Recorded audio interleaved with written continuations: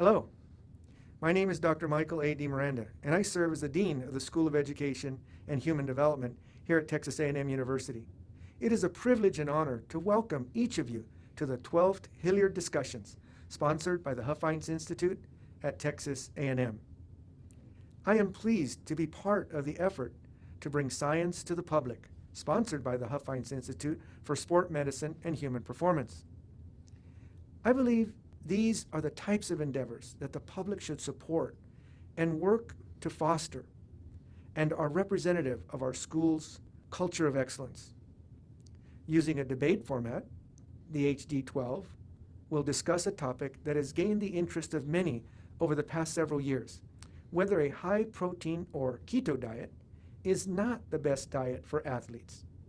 Does a diet that is high in fat, moderate in protein, and low in carbs give athletes an edge in their performance?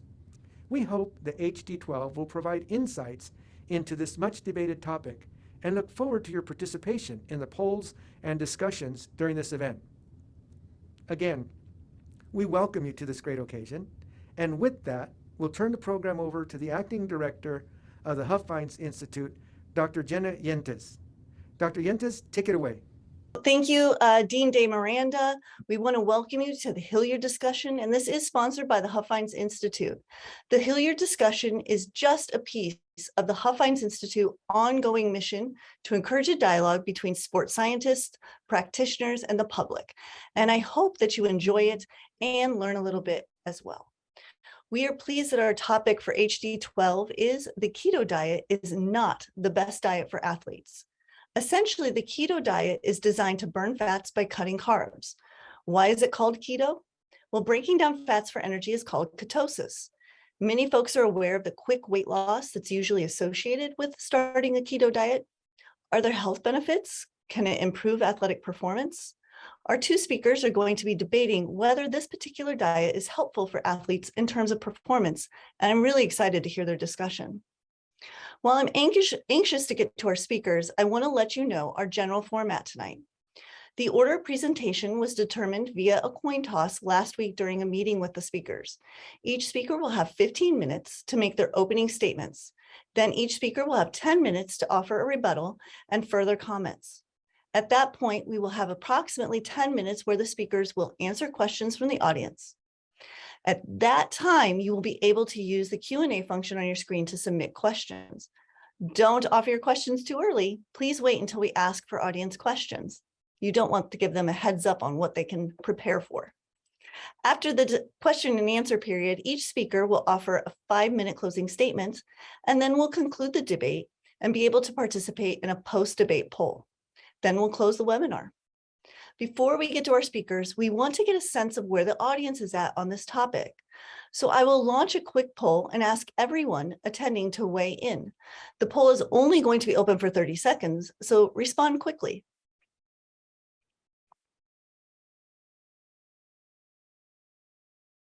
Now remember, the hypothesis is that it's not the best diet. You have a lot of agrees. My goodness, 81% agree.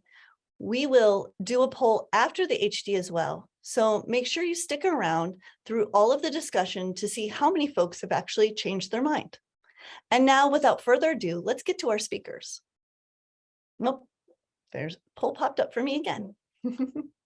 Our first speaker today, arguing the con side of the debate, is Professor Peter Brukner, meaning he is arguing that the keto diet is the best diet for athletes. Professor Brukner is a sports and exercise physician and is also professor of sports medicine at the La Trobe Sport and Exercise Medicine Research Center at La Trobe University, Melbourne. He has had appointments as the head of sports medicine and sports science at Liverpool Football Club and team doctor for the Australian cricket team. Professor Brukner has served 2 terms as the president of the Australian College of Sports Physicians and was the first Australian to be elected to the board of the American College of Sports Medicine. Take it away, Professor Brukner. Right, the keto diet is the best diet for athletes. So, firstly, thank you very much for the invitation. It's Louise and I both think it's quite amusing that you're in Texas and your 2 guests are both sitting about 5 miles away from each other in Melbourne, Australia. It's a long way away, and we're in the beautiful city of of Melbourne, and everything's really upside down. I mean, it's evening for you, it's morning for us. It's spring for us, it's fall for you. And we've just finished our football season, and you're in the midst of your football season. Our obsession in Melbourne was with a strange form of football called Australian rules football, or AFL. And obviously, you have your own obsession in Texas A&M, and I see you nearly knocked off Alabama last week. But we have a connection through football, through Texas A&M and Melbourne. So we have one American playing in the AFL, and his name is Mason Cox, and he grew up in Texas. He went to Edward Marcus High School in Texas, and he's been quite a sensation in Australian football. Whereas in your part of the world, at Texas A&M, we have a couple of Australians playing with your football team.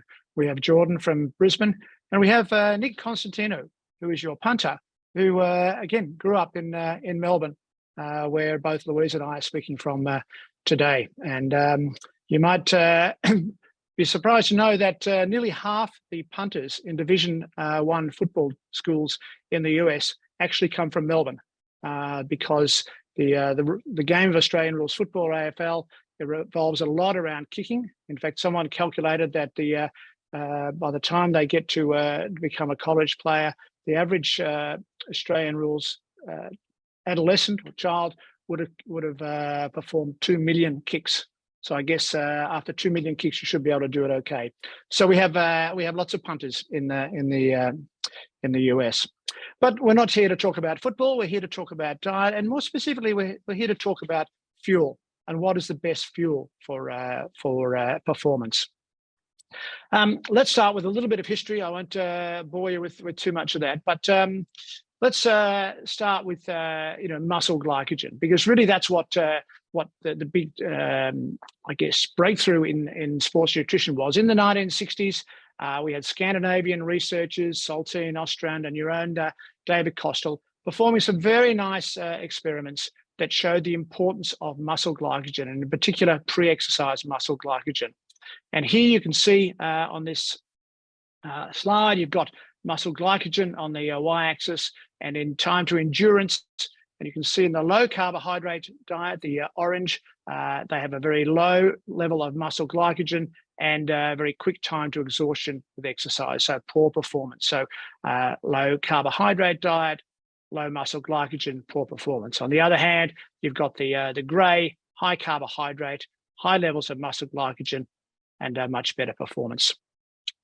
Then we have another experiment, two of many experiments, looking at muscle glycogen concentrations and particularly pre-exercise muscle glycogen concentration from a carbohydrate loading regime to a mixed diet. You can see the amount of muscle glycogen is much higher, and then as a result, performance is much better with the carbohydrate loading than the mixed diet. So clearly, muscle glycogen played a major factor in sports performance.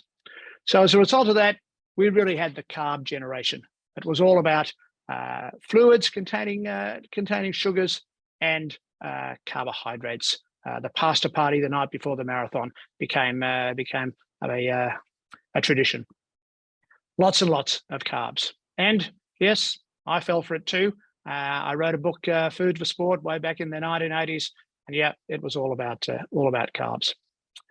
Right, again, before we go too much further, let's just talk about carbs, and so we all understand exactly what we're talking about. What do we really mean by low carbohydrate intake? So the average carbohydrate intake, and we're talking grams here, is 200 to 300 grams per day is for the average American and Australian citizen.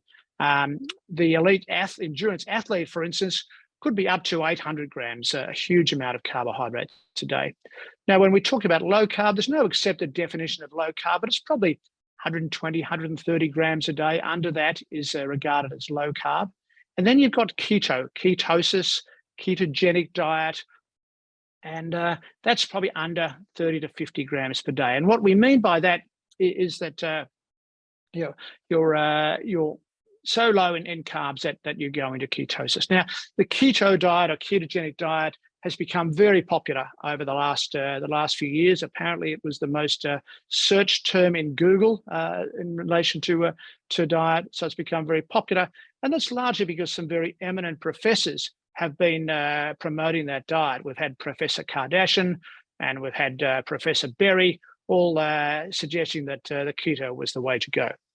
But what happens is that we have two fuels. We have carbohydrates in the form of glucose, and we have fats in the form of ketone bodies, hence the term ketosis. Now, the body will preferentially burn glucose, burn carbohydrates if it's there. But if it's not there, if there's no carbohydrates or a very low carbohydrate, the body will switch its main fuel, to fats in the form of ketone bodies, hence the term ketosis. And the body functions perfectly well using ketone bodies rather than glucose.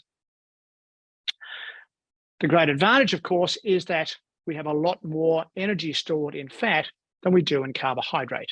The energy stores in carbohydrate is probably about 1,800 calories of carbohydrate, and that can be burned up fairly quickly. Hence, you run out of fuel. Now, let's say if you're running a marathon, you'll hit the wall, as they say, when you run out of fuel, run out of carbohydrate.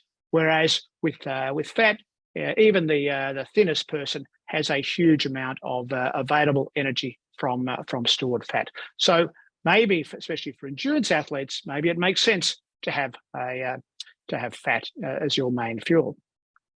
Well, what do the experts? What do the athletes say? Well, you know, even though we've been part of the carb generation, there have been certain athletes who've bucked the trend, if you like. And these are two of the great Hawaii Ironman. This is Dave Scott and Mark Allen. This is actually from the 1989 Hawaii Ironman, which is regarded as the greatest endurance race of all time. They both won the Hawaii Ironman 6 times, and they both independently sort of came to the conclusion that maybe just pure carbohydrates was not the best way to go. And Dave Scott is now a very fervent advocate of the ketogenic diet. And they both, interestingly, experimented with those sorts of diets during the 1980s, and interestingly, they kept it secret. They both thought they were the only ones doing it, and they didn't want anyone else to get an advantage. So in endurance sport, it's become reasonably common in Ironman, in things like the 100-mile runs and long distance cycling, to look into reducing carb and switching to fats as fuel. But what about in the more sort of high intense sports? Well, interestingly, there's also been some interest in the low carb approach in basketball, for instance. A couple of reasonably well-known basketballers, although I'm not sure he's actually practicing the low-carb approach there, and other elite athletes in different sports. Surprisingly, in a sport like American football, skiing, and surfing. But as Louise will point out, you have to be a little bit skeptical about some of these media reports. I read this last week in the newspapers. So this is Eric Haaland, who those of you who follow European soccer would know that he is the sort of superstar at the moment of world soccer. Really, he's already scored 20 goals in the first 2 months of the season for Manchester City, and here it was, a headline saying he's on a carnivorous diet. I thought, well, that's interesting, and it turns out that he had admitted to eating beef liver and beef heart. And the newspaper had decided that was a definition of a carnivorous diet. It actually said later on in the article that his favourite meal was his father's homemade lasagna, which probably doesn't fit that well with a carnivorous diet. So one has to be a little bit sceptical about newspaper reports. Well, what about the science? Well, a very eminent sports physician who will remain nameless, but you might hear from her very shortly, decided or announced in 2006 that it was all over. The nail was in the coffin, that those at the coalface of sports nutrition can delete fat-loading and high-fat diets from their list of genuine ergogenic aids for conventional endurance and ultra-endurance sports. Well, there you are. That's what the expert says. It's all over. But wait, 9 years later, did we call the nail in the coffin too soon? And the same expert suggested that the evolving model is that athletes should follow an individualized approach, whereby carbohydrate intake is periodized throughout the training cycle according to the fuel needs of each workout, the importance of performing well in the session, and/or the potential to amplify the adaptive response to exercise via exposure to low carbohydrate availability. Well, there's an interesting turnaround. Maybe there is a role for fat as a major fuel and the keto diet. So what is the best fuel? Where's the evidence? Well, we need to go to the highest level of evidence. And those of you involved in research would know that the highest level of evidence is systematic reviews and meta-analyses. Now, there's one proviso to that, of course, is that they're very dependent on the quality of the trials that they're reviewing and analysing. And if you have poor quality trials, then you're probably going to have a poor quality systematic review. And we know that a lot of nutrition trials, let's just say, are not of the highest quality. But nonetheless, let's go to the systematic reviews. And there happens to be two systematic reviews of the role of the ketogenic diet in performance. The first one from the US military, from Nancy Murphy, reviewed 17 studies with 29 performance outcomes, 13 endurance and 6 power and strength. If we look at the endurance outcomes, 10 of the 13 trials reported no difference in performance between the ketogenic diet and the standard high carbohydrate diet. As far as the strength performance goes, similarly, 11 of the 16 showed no difference in performance between the two diets. So they concluded that the majority of null results across these studies suggested that a ketogenic diet does not have a positive or negative impact on physical performance compared with a standard diet, high carbohydrate diet. And the second review basically decided something similar. A review from Fionn McSweeney decided that moderate to vigorous intensity exercise experiences no decrement following adaptation to a ketogenic diet. So there we have it, the highest quality of evidence, systematic reviews. Both systematic reviews suggest that there is no decrease in performance with a ketogenic diet. So clearly, the ketogenic diet is the best diet for athletes. Thank you.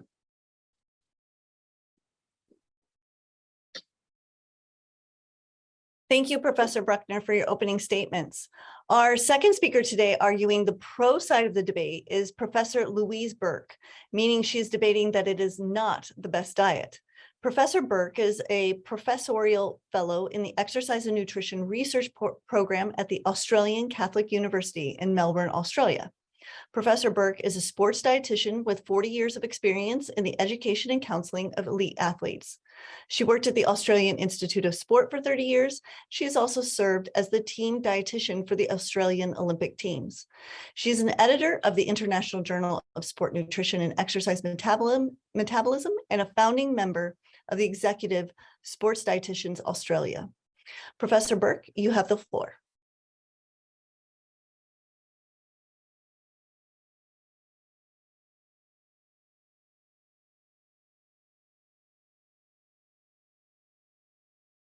Thank you very much. I'm just trying to share my screen at the moment.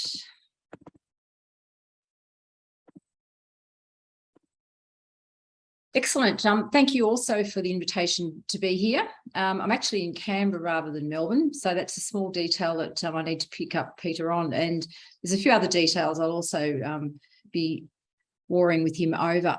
Now, I'm lucky that I got the right side of the debate to be on. And I have to say that I'm a person who appreciates nuance and complexity in my everyday life, but for the purposes of debates, it's black and white. And so the bottom line for me is that, yes, there is complexity in what athletes should be eating, but if I can prove to you that for any group of athletes that the keto diet is not suitable, then you have to accept the statement that the keto diet is not the best diet for athletes. So we'll go back to the reason why athletes might be interested and who are the particular athletes that are targeted. And Peter's already explained it to you there, but I've had the benefit of being able to listen to Peter many times, and here's a YouTube lecture that you can have a look. And he defines endurance sport as events that are carried out between the intensities of 60 to 80% of VO2 max, and describes this idea that carbohydrates can run out, and so switching to that more available, or at least in the fuel supply source sense would be an advantage. The problem is athletes don't read textbooks. This guy doesn't read textbooks particularly. This is Eliud Kipchoge. And a couple of weeks ago, he broke the world record for the marathon in Berlin. A couple of years prior to that, he's also gone under the magic 2-hour mark, contriving this with some of the logistics that didn't fit race rules. But part of that whole process of the 2-hour attempt allowed some scientists to look at some of the elite marathon runners in the world to see what they're doing when they're running at their phenomenal paces. And what they found, and here's a lovely paper from Andy Jones, who led some of the research behind the 2-hour Nike marathon attempt. And he found that when these athletes are running at their marathon paces, they're not running between 60 and 80% of VO2 max. And that is incredibly wide range as it is. And there's a lot of difference between the physiological and biochemical aspects of even that range. But these guys are running almost at 90% of VO2 max.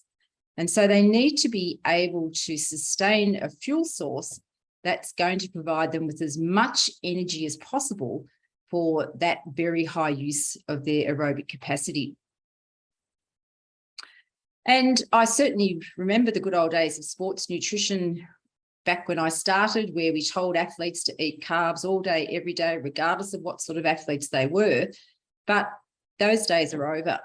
And as Peter's already told you, the way that we work with these elite athletes or any athletes these days is to have them think about what is the fuel requirement for their actual training load and their competition load, knowing that it changes from day to day and it's different between athletes. And we attack the fuel needs on a case-by-case basis. Every single session of exercise is approached as a single session around which we organise fuel availability. And so it's a minute-by-minute approach. It's not something we want to do the same thing every day, whether that's high fat or high carb. And even when we're thinking about the fuel for the sessions that we're doing, we note that it's only really the high quality sessions where we need to get the carb mix right. And so I spend as much of my time these days telling athletes how to reduce their carbohydrate intake, as well as how they increase their carbohydrate intake. As Pete's pointed out, also, we know there's real situations where doing an exercise session with low glycogen availability is useful because it drives adaptation of certain parts of the muscle. But we don't want to be doing that all the time because that's just one trick in the endurance athlete's bow. And being on a ketogenic diet means this is the only stimulus that you're going to get, not the other range of stimulus that you can get from different dietary approaches.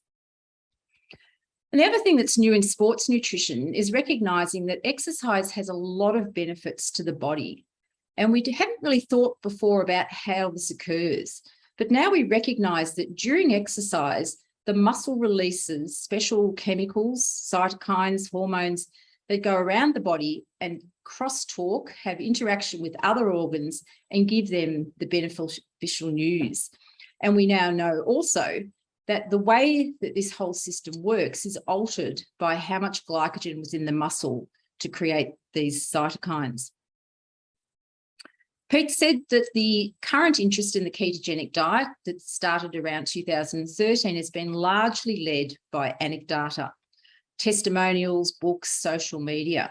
And he's also pointed out that in many cases, when you go behind these headlines, you find that what the athletes are doing is not following a ketogenic diet. In particular, this idea that the ketogenic diet's been responsible for Tour de France winners is completely erroneous. Because athletes have done something at one stage of their life doesn't mean that when they did something several years later, it contributed to their success. So prior to that 2013 resumption of interest in the ketogenic diet, there was only one study that had been done in 1983. It's a remarkable study. I remember reading it as a very young dietitian. Steve Finney took 5 well-trained athletes, put them in a metabolic ward of the hospital and supervised their diets while undertaking exercise protocols to look at exercise capacity. So for the first week when they were in the hospital, they followed a carbohydrate-rich diet. And this is the time to exhaustion on a cycle at a very modest intensity. This is the kind of intensity that the Tour de France cyclists are riding in the peloton when they're tootling to get to the bottom of the hill before they start doing the real work. He then put them on 4 weeks of a high-fat diet. And as Pete showed you before, we would have predicted that this should have reduced their exercise capacity. But the remarkable thing was that it increased their ability to burn fat as that exercise fuel at that modest intensity. And so there was no detriment to performance under those circumstances. But people don't really often read the study carefully to find out that there was a lot of individual variability. So even under situations where fat should be able to provide an exercise fuel, even some of those athletes still went backwards. The other really important part from this paper, which I remember reading, was that the authors, and I've given their words, not mine, showed that the outcome of this increased use of fat as a fuel was okay for moderate intensity exercise, but once they got into higher intensity realms, there started to be an impairment of their ability to do that kind of work. And so that's one of the reasons that back then and in 2006, we said, this is really metabolically interesting. The muscle is incredibly plastic with its ability to change its fuel usage. But if doing this impairs your ability to have high intensity performance as part of your toolbox, then it's not really useful for mainstream sport as we know it. So in 2013, with all this anecdata and a lot of interest, I said to myself, because I try always to be fair, I work with elite athletes. I'm not paid to have biases or personal opinions. I'm paid to win medals.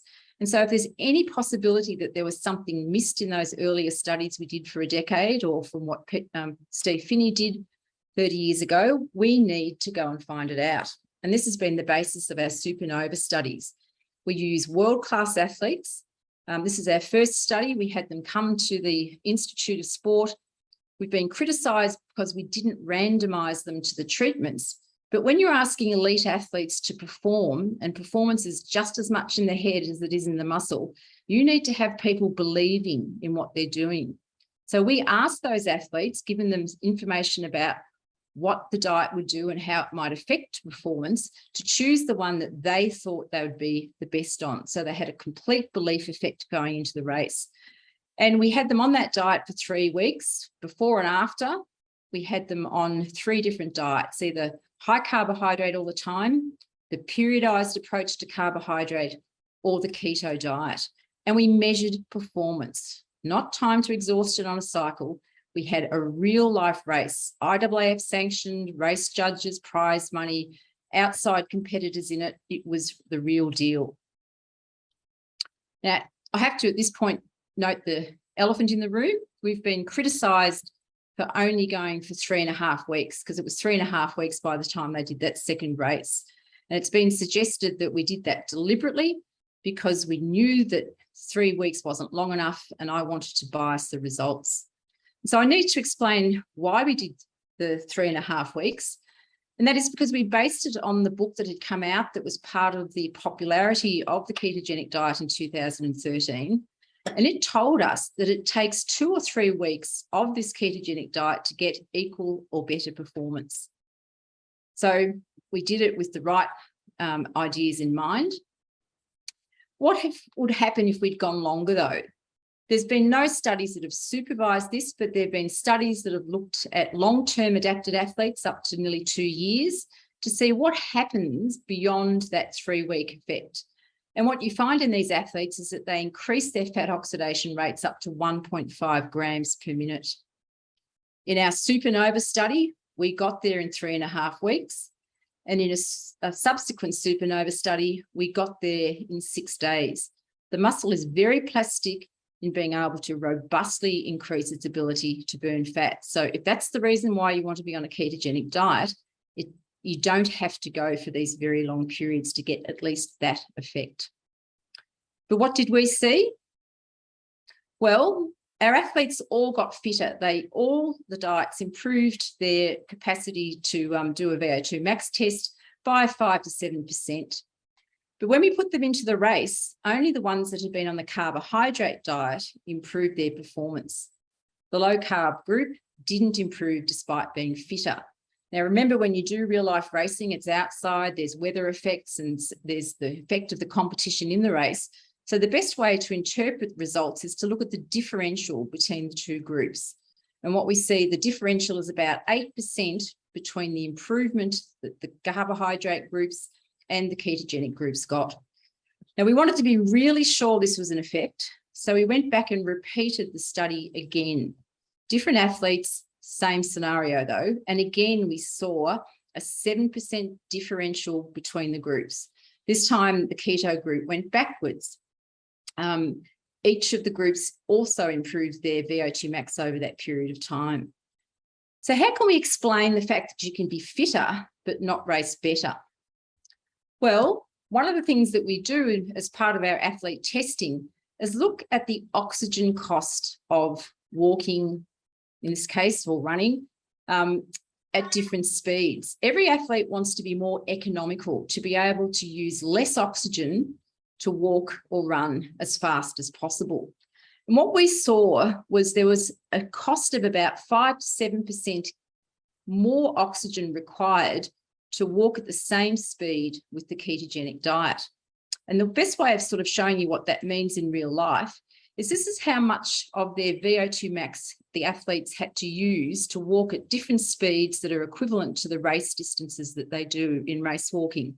So when they're doing a 50K race, they're roughly walking at about 75% of VO2 max, around 90% for the 20K race. And this was at baseline. The carbohydrate groups got fitter.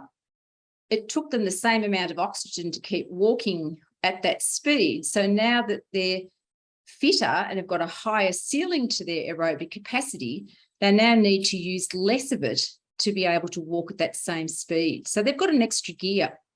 But the keto group improved their VO2 max, but they had to use more oxygen to walk, and so it cancelled it out.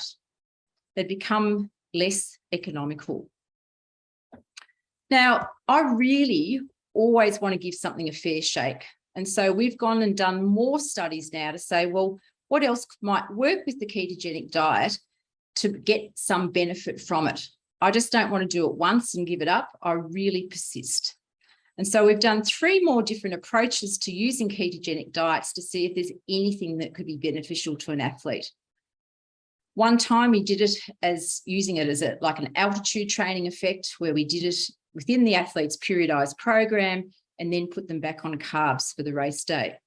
Others I'll come into explanation in a minute, because I really just want to talk about this one to show you this problem of anecdata and testimonials. Why do we do this study?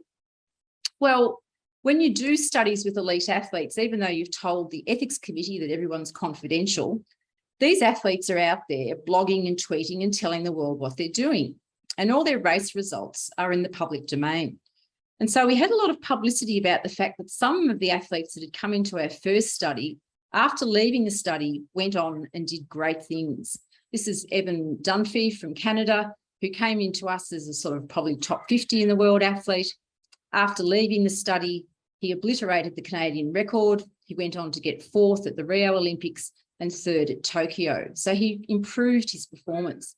And so the concept was that perhaps by doing that keto diet for at least some period, he'd somehow changed his physiology and got some ongoing benefit from it. Professor But when you look at the rest of the study, Professor Burke, just so Yes. you know, you're at your end of your 15 minutes, so we'll give you 30 more seconds. okay. So the reason that you do these studies is that, or our studies, is that you have all athletes on different kinds of diets. And in our case, we found that the athletes that had been on the ketogenic diet didn't improve more than those that had been in our study on the carbohydrate diets.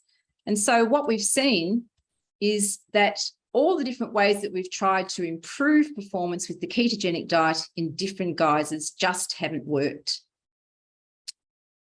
I'll finish just by saying there's a very robust reason for this, which we'll come back to in my rebuttal. It's very well recognised and explained why we need more oxygen to do the work, and it's very significant in terms of performance. Every world record has been broken from 5,000 meters to 100 kilometers in the last 5 years because of these shoes. They improve your economy by 4%. If you want to give away 7% buying on a ketogenic diet, I can't understand it. And I'll leave it there.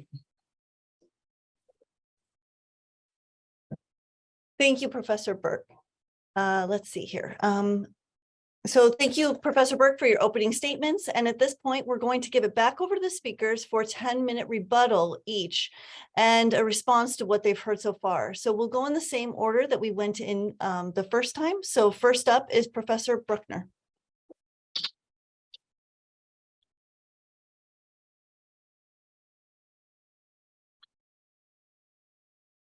Okay. Thank you. Right. Well, I think, firstly, I think the studies that Louise Supernova studies have done have been remarkable. I think it's virtually impossible to do high quality research with elite athletes because, understandably, they don't want to do what you tell them to do. They want to do what they tell them to do. And this was a fantastic attempt to work with elite athletes. But for that reason, there are different problems with the studies, and Louise alluded to some of them already. So, as she mentioned, the subjects weren't blinded or randomized, so it's not a double blind randomized controlled trial.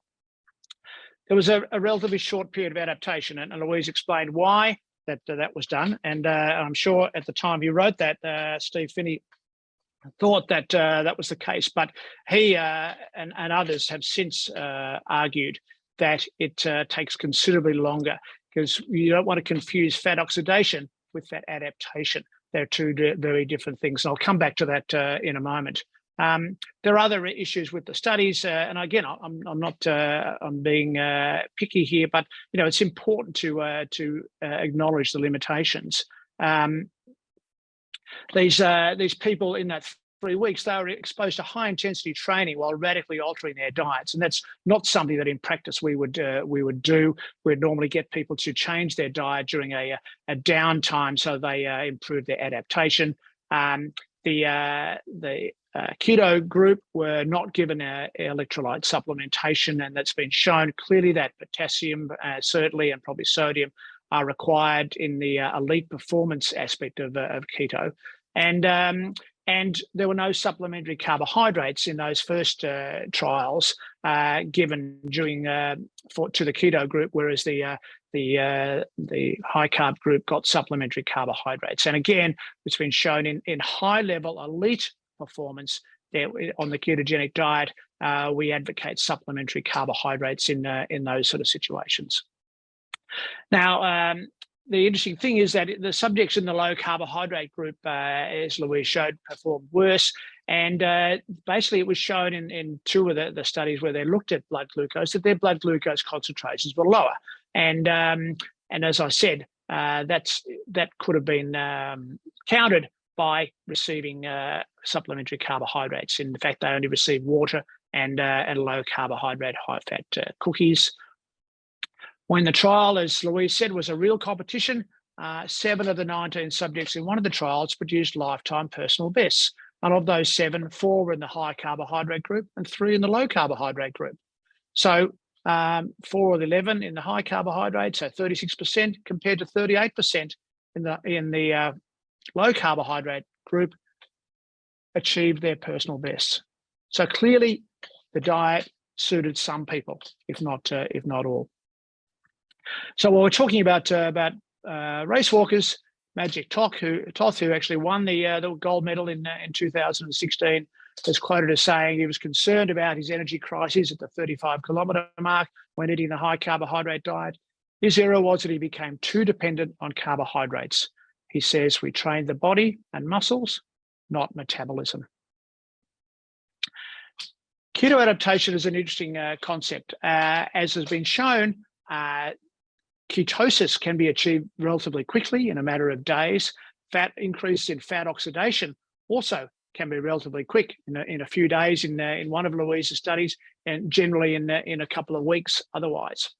But one can't confuse fat oxidation with keto adaptation. And it takes several weeks or months to recover and stabilize your ketone levels.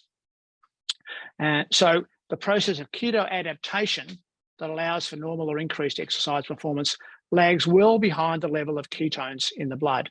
And it's basically probably due to mitochondrial adaptation. That takes a considerable amount of time. And we believe that probably a minimum of 3 months is required for that mitochondrial adaptation to get the benefit of a keto adapted diet.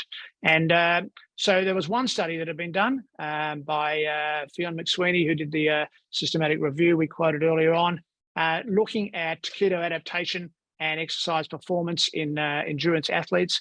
And they looked after 12 weeks diet and training. And what did the results show? The low carbohydrate ketogenic group, not surprisingly, reduced compared to the high carb group. Not surprisingly, reduced their body mass and their body fat. There was no change in their 100-kilometer time trial results.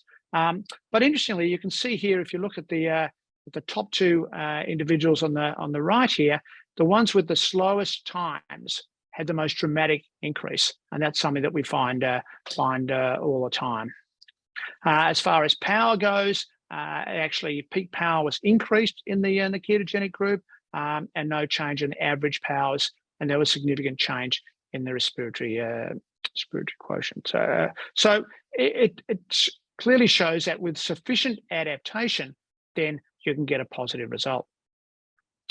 Interestingly, they described a drop in energy levels and performance during the first 7 to 10 days and a lag in performance for the first 4 to 6 weeks.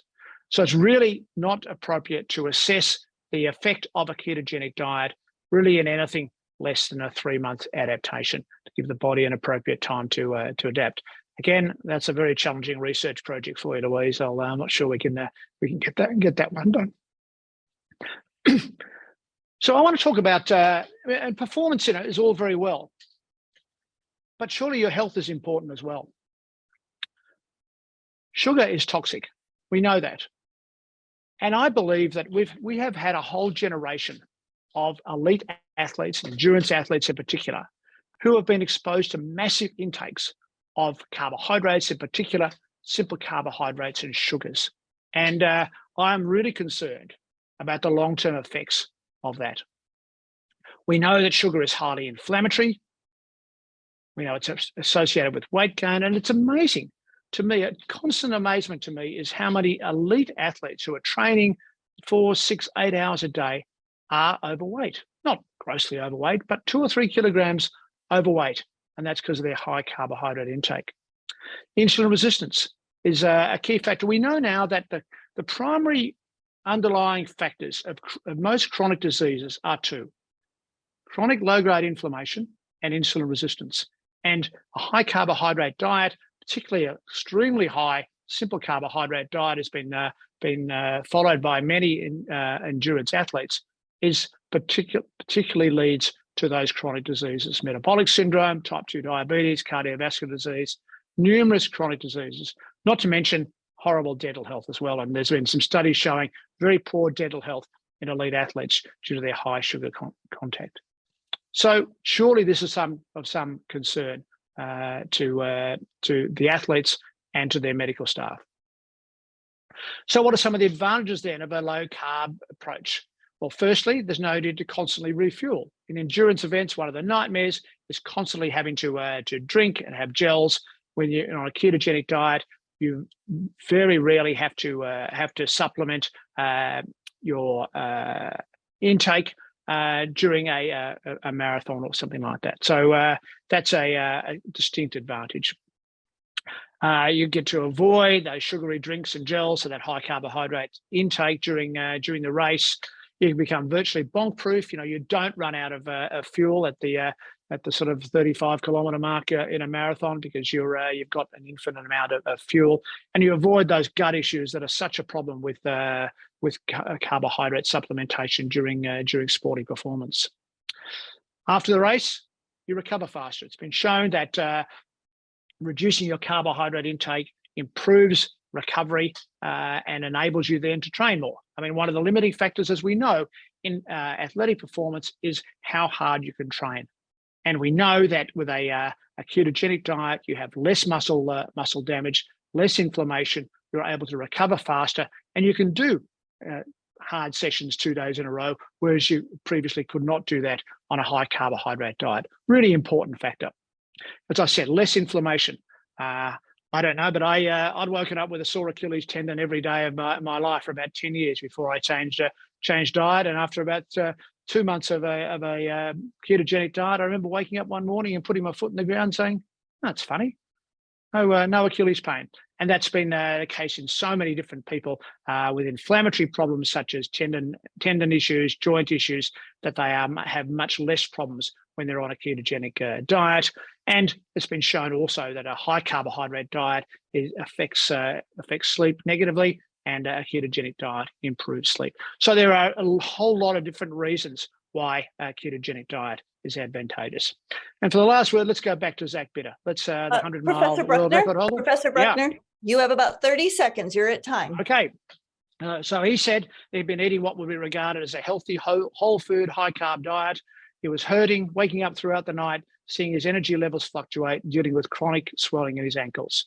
So instead of cutting back on racing, he changed his diet to a high-fat diet. It was pretty eye-opening to me. In the first 4 weeks, all of those symptoms going away, the swelling, the sleeping, the energy levels throughout the course of the day. Everyone is different. It was developing what worked for me for my lifestyle. Most of the runners he's coached have gotten at least some boost from trying a high-fat approach during their training. So clearly, the ketogenic diet is the best diet for athletes. Thank you, Professor Brukner. Responding now is going to be Professor Burke.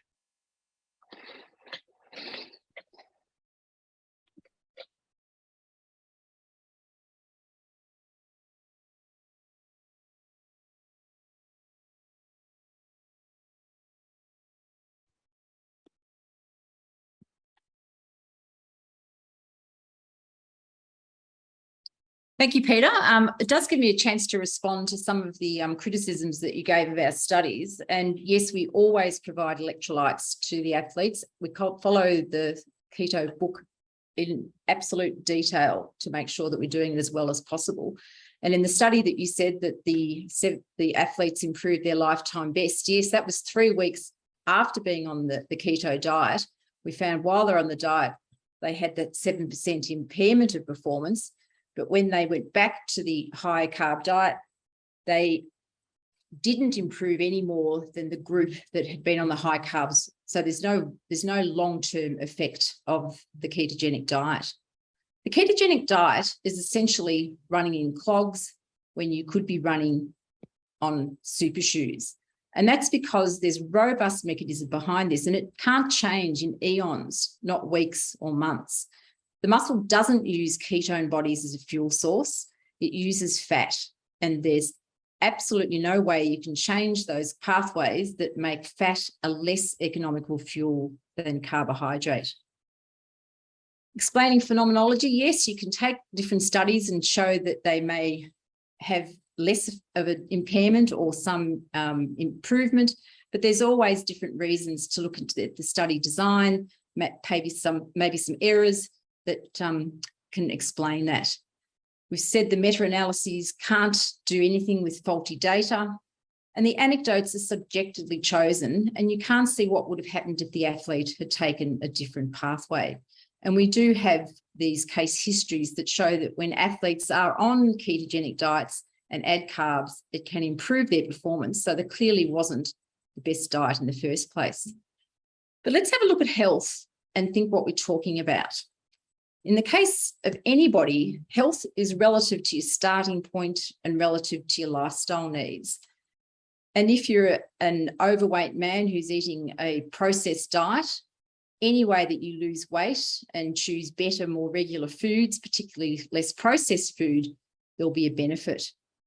But when we're working with athletes, we are talking about athletes who are already periodizing carbs, not over-consuming them, including times of low carbohydrate availability, and making good choices.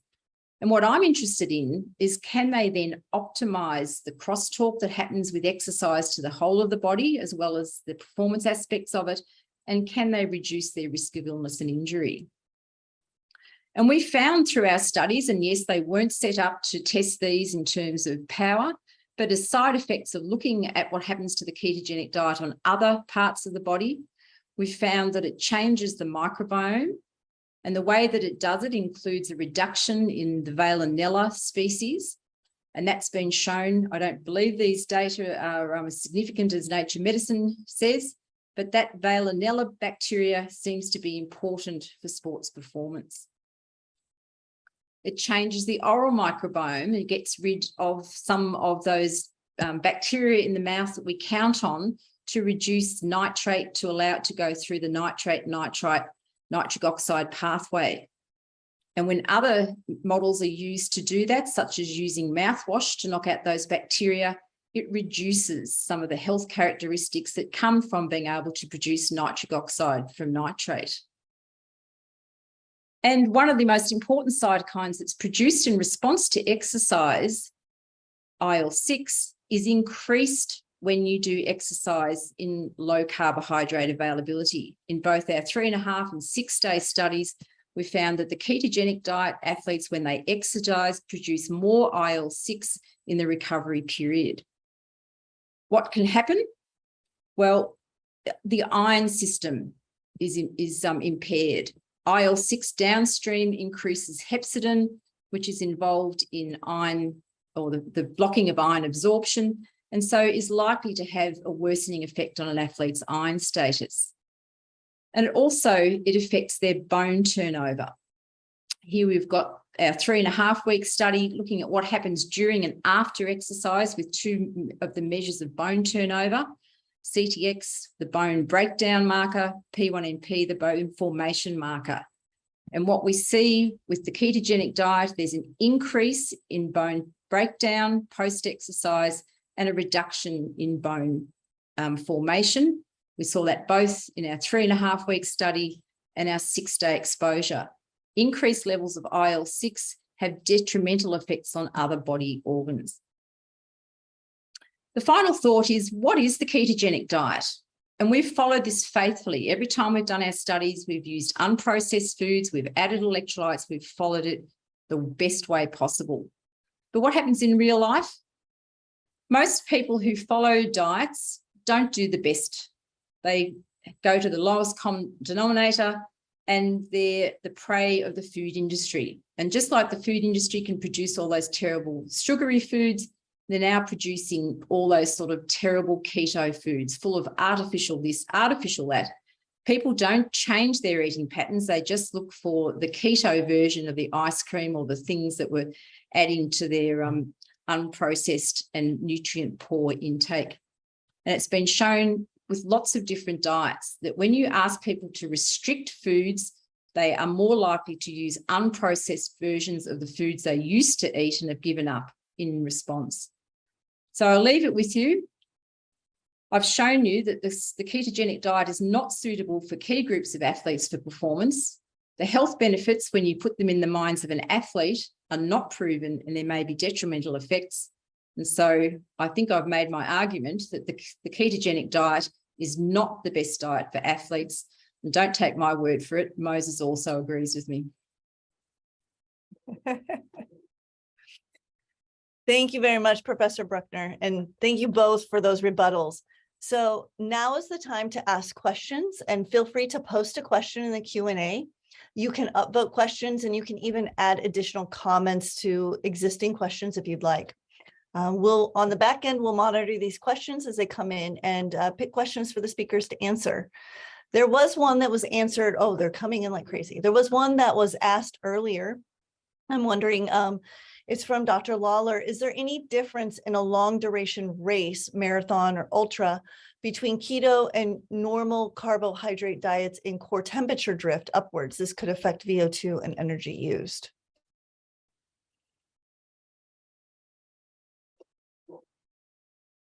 So either one of you want to take that?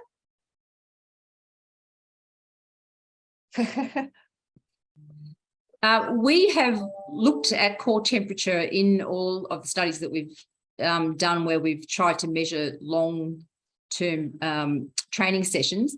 We haven't seen differences systematically between the two diets. There may be something at a much more subtle level, but we haven't seen differences in core temperature changes as a result of the diet itself. It's more driven by the intensity of exercise and the environmental conditions in which it's done. Thank you. We have one question here that's been upvoted 7 times already is, what about the risks for chronic disease in these two diets? Thank you, Robert, for the question. Well, I think I addressed that in my talk. That I think it's a huge factor. As I mentioned, I think inflammation and insulin resistance are the 2 key factors that now been realized in chronic disease. We now believe that all sorts of disease, atherosclerosis, type 2 diabetes, even mental health is basically a result of chronic low-grade inflammation. And we know that a ketogenic diet reduces that chronic low-grade inflammation, and that high carbohydrate, high sugar load diet is particularly inflammatory, and high processed food also, but high sugar is very inflammatory. So I believe that it's a significant concern, and if you're looking for your best health, then you'll go with a ketogenic diet. Could I just add to that we don't see that in athletes. It's very different when you're dealing with somebody who's overweight and is losing weight and is reducing sugar that they're not metabolizing. When you're dealing with athletes who are following the nutrition guidelines, they're not over-consuming carbohydrates because they're burning those carbohydrates during exercise.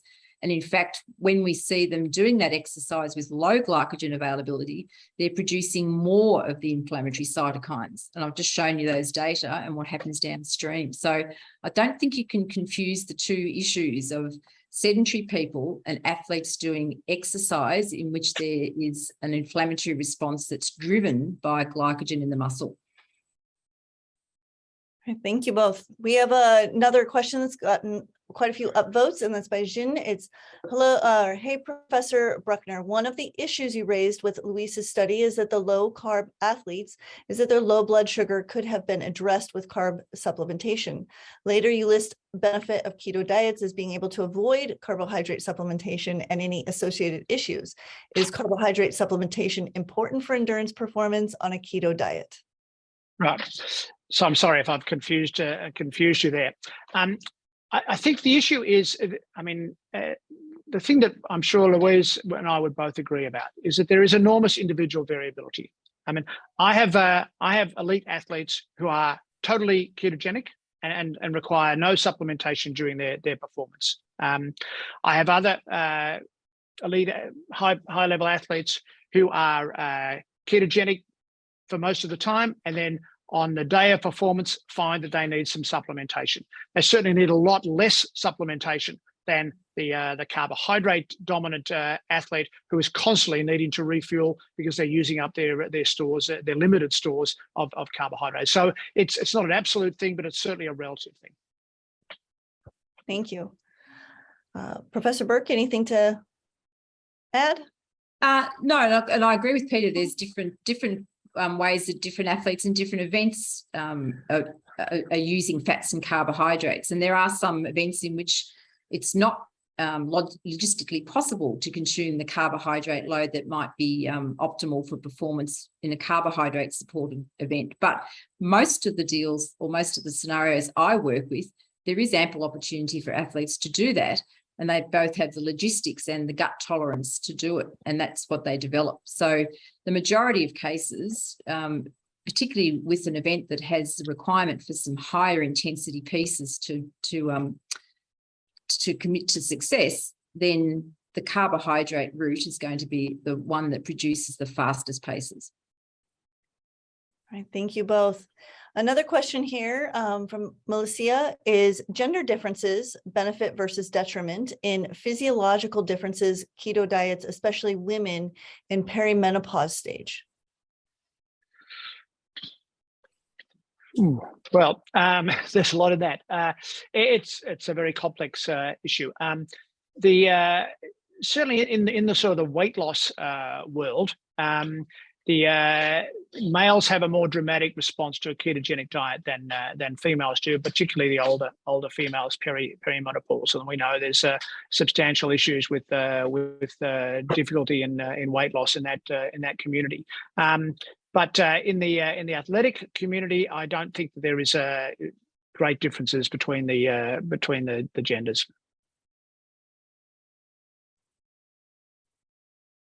Professor Burke, would you like to add anything, or Look, you don't have to? again, I think, yes, I think it's, looking at different populations, and certainly if you're perimenopausal and you've got issues around weight control, then that's a different scenario from an elite athlete who is, take someone like Krishna Stanton, who just broke the world record for the marathon at 51 last week. And, she's perimenopausal, but she's in a completely different situation to most sort of sedentary or recreationally active women. So I'd look at the scenario very carefully based on that individual's needs. Thank you. There's another question here from Rebecca on the opinion on effect of keto diet and muscular hypertrophy. And thank you. Yeah, there've been a number of studies done looking at the ketogenic diet in weightlifters and in power athletes. And there's certainly been no evidence of any decrement in performance. And in fact, I think Paoli and others have done some good studies and shown some increase in performance, but certainly no negative decrement in performance in power and weight sports. The other advantage, obviously, is in weight loss. In a lot of those sort of power sports, they're weight-based sports. You need to make a certain weight, whether you're weightlifting or boxing or whatever. There are weight limits, and obviously, if you want to increase your power to power to weight ratio, and by losing a little bit of body fat, which you do on a ketogenic diet, you're going to improve your performance as a result of that. Excellent. Anything else?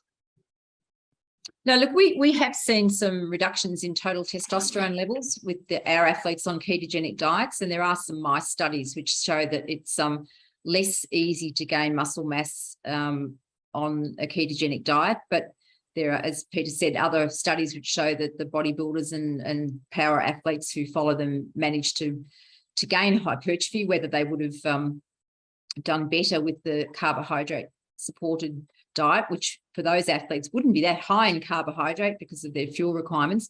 I don't think these have been adequately tested to say that we can say there's a major difference. Excellent, thank you. Another question from Vita says, for athletes living with type 1 diabetes, I assume a regular balanced diet following regular carb consumption. However, how would an athlete living with type 1 diabetes benefit or detriment their performance if she or he were to follow a keto diet? Well, I mean, one has to be very careful recommending a keto diet for type 1 diabetics. They're a very complex medical issue. However, there's quite a lot of evidence that reducing carbohydrate intake in a type 1 diabetic, as long as it's well monitored and controlled by your doctor, can be very beneficial and enable you to reduce your insulin intake, which is very beneficial, and also gives you much better control of blood sugar. One of the problems in type 1 diabetics is there's large fluctuations in blood sugar levels depending on your intake and your insulin intake. Whereas reducing a carbohydrate intake gives you a much more stable blood sugar levels and less likelihood to go too high and too low. And we know that fluctuations or higher temporary levels of blood sugar are one of the key factors in the complications that develop from diabetes. So we're keeping a stable blood sugar is of great benefit in the long term. All right. I might just add to that in our populations, and others have been following the same effects, so this is in people who aren't type 1 or type 2 diabetics, we see that the ketogenic diet actually reduces insulin sensitivity, makes athletes more insulin resistant, But because you reduce the total amount of carbohydrate, you get the better blood glucose control. But if you then give that load of sugar back to athletes who've become keto adapted, they handle that very poorly. And so the commitment is, if you're on the ketogenic diet, you really need to stay on it. Or if you take carbohydrate, you need to do exercise around it to be able to handle that glucose load, because you don't have the same capacity to do it as before. So it is a commitment.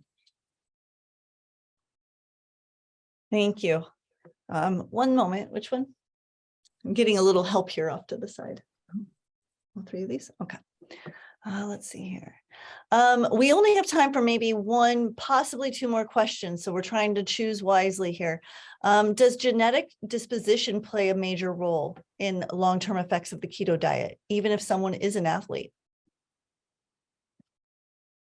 It's always been thought that that genetics was an important factor in blood sugar control, in development of things like metabolic syndrome and type 2 diabetes. That's been downplayed somewhat in more recent research to show that, yes, there is a small role for genetics in the way we metabolize our fuels, but it's primarily diet and exercise related. So yes, small role, but not a major factor. Jenna, could I just jump in and say there's one question there that's really important that perhaps both of us could address, and that's from Stephanie about the ketogenic diets in young athletes who struggle with low BMI with disordered eating. And this is a question that really worries me, and it's not just about keto, it's about paleo, gluten-free, whatever it is. The evidence that going on a diet itself is a major risk factor for disordered eating is an elephant in the room that we're not discussing. When you restrict food intake and you become very watchful over what you're eating, it's a risk factor for developing an eating disorder. And we have got lots of studies that show that when athletes go on weight loss diets, that's the outcome. But I don't see any data that's looking at what happens when people go on other restrictive diets. And I'm not just saying keto, I'm saying vegan, I'm saying the whole range of things where people start restricting food intake. And that would be a really important area I think that all of us should be thinking about. And it's not just, I'm not trying to just pick on keto here. I just think there are probably some long-term consequences that we haven't thought about. Thank you for that. Professor Brukner, anything to add? Well, I think one of the advantages of a keto diet is that you're not restricting the amount of food that you have, which is the real issue with these eating disorder development and so on. So, in fact, it's been shown that a low carbohydrate approach has benefits in people with eating disorders, because you're not trying to you're not hungry, which is one of the main issues, and you're still able to have a significant amount of food. It's just a different type of food. Well, I would like to disagree with that, because the evidence is that when you start becoming very thoughtful and very purposeful about restricting food types, it's not just the quantity, that's one of the triggers for the eating disorder. And so I think we really need to be really careful about suggesting that any diet that asks a young person to restrict their food choices has consequences that we may not be really happy with. Well, thank you both very much. We are at time for questions. There are several still in the Q&A, and some are asking specifically about some references and that sort of thing. I know that you have closing statements to come up here now, but if you have a moment to scroll through those, Professor Burke or Professor Brukner, if you'd like to chime in there, you can type in an answer if you'd like to provide some insight into some of those questions. And we will get moving on here with the 5-minute concluding statements from each speaker, and we'll go in the same order we have been. So first up is Professor Brukner. Okay. Let me just share my screen. Okay, so the final word. There's a lot to say, but let me just summarize things. So the first thing is, as I mentioned before, there is no one diet for everyone. And I think, Louise would agree, and that there's a huge amount of individual variability.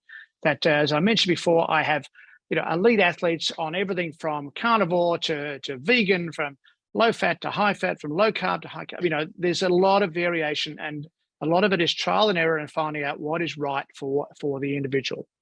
Having said that, a high carbohydrate intake, especially a high sugar intake, is not healthy. There's no doubt about that. That it leads to insulin resistance, inflammation, long-term chronic disease, and I'm very confident in saying that a high carbohydrate intake does not lead to long-term good health. As I said, many athletes do very well on low carb keto. Not everyone. I'm certainly the first to say that doesn't suit everyone. I've had many who've tried, and some find it's not for me for a whole lot of different reasons. So I'm certainly not going to suggest that every athlete should be a low carb keto. I think every athlete should be on probably a lot lower carbs than has been the case in the past. But whether or not you're go into a ketogenic diet is a matter for the individual. There are certainly advantages. The lack of a need to refuel during something like a marathon or an Ironman, or a reduction in refueling anyway. Less gastrointestinal problems, a massive issue in endurance sport. Improved recovery, less inflammation, both from an acute inflammation point of view and from a chronic long-term inflammation.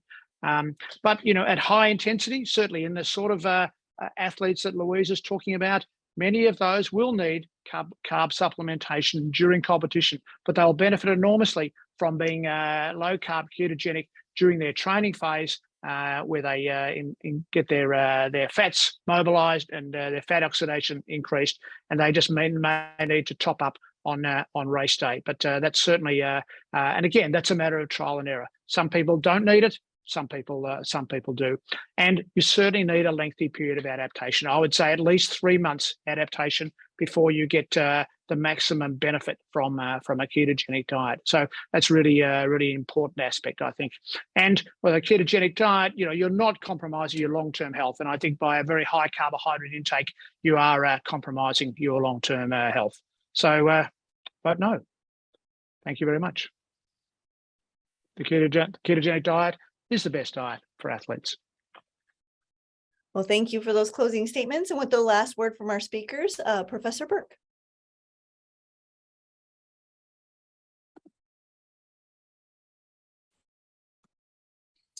So the bottom line in terms of performance comes down to how we burn fuels.